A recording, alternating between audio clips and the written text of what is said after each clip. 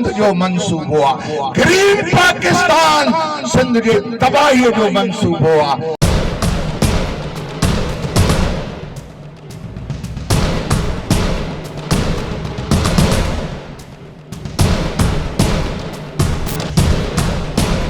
सिंधु मथां 6 नवां केनाल अॾण ख़िलाफ़ समूरी सिंध सरापा एहतजाज बणिजी वई आहे। जीए सिंध महाज जे सॾ ते मेन शाहराहनि ते एहतजाज करे धरणा हया विया आहिनि। जामशोरो में लियाकत मेडिकल यूनिवर्सिटी जे मुख्य गेट अॻियां इंडस हाईवे ते इरफान सुमरो ऐं सरताज नोहाणी जी अॻुवाणी में धरणो हयो वियो ऐं रोड ब्लॉक करे ट्रैफिक मुअत्तल कई वई। क़ौम परस्त कारकुननि शहीद ज़ुल्फ़कार अली भुट्टो जे वरसी में शिरकत लाइ वेंदड़नि ट्रैफिक जी रस्ता रोक बि कई, जॾहिं त मोरो में क़ौमी शाहराह ते जीए सिंध महाज जे ॾिनल सॾ ते धरणो हयो, जंहिं जी अॻुवाणी जिस्म chairman Riaz Chandio, vice chairman Nawaz Shah Bhadai, जसकम Bashir Khan Qureshi, chief organiser doctor Niaz Kalani, कुनल सारियो, दादू अवामी फोरम अॻुवान आशिक हुसैन ज़ौर, अबरार मोराई, लतीफ़ राशिद शाह, इम्तियाज़ खोसो ऐं ॿिया करे विया हुआ। अॻुवाननि ख़िताब कंदे चयो त सिंध जे माण्हू कॾहिं बि केनाल ठहण न ॾींदा, न ई सिंध जी सरज़मीन जो सौदो करण ॾींदा। अवाम सुजाग थी चुको आहे। हाणे हुकुमरान होॾ तां हटी वञनि, केनालनि वारो फ़ैसिलो वापसि वरितो वञे ऐं सौदो कंदड़नि खे घर भीड़ो कयो वञे। जॾहिं त धरणे दौरान खंभे गुम कयल कारकुननि जी आज़ादी जो पण मुतालबो कयो वियो। धरणो 2 कलाक जारी रहियो, जॾहिं त समूरी सिंध में पण एहतजाजी मुज़ाहिरा कया विया आहिनि ऐं धरणा हया विया आहिनि। नसीराबाद, मीरपुर ख़ास, फुलजी स्टेशन, नौशहर फिरोज, सखर, घोटकी, डहरकी,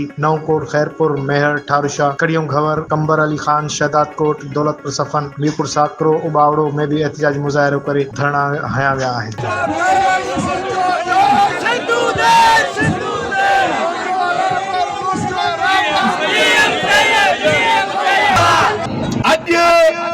चार अप्रैल भुट्टे साहब जो अदालती क़त्ल आहे। तारीख़ शाहिद आहे त भुट्टे जे अदालती क़त्ल ऐं खून खाईंदड़नि जो नालो पीपल आहिनि।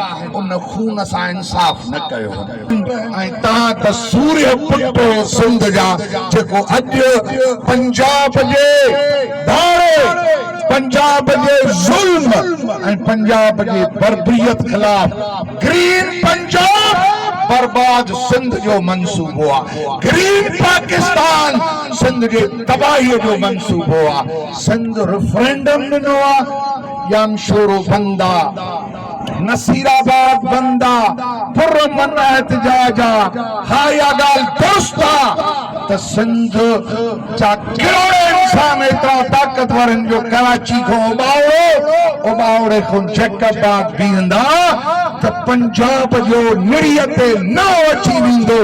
तशद्दुद पसंद पंजाब जी हिकमत अमली आहे। अमन पसंदी पुरअमन जदोजहद जनाब जीएम सैयद जो फिक्र आहे।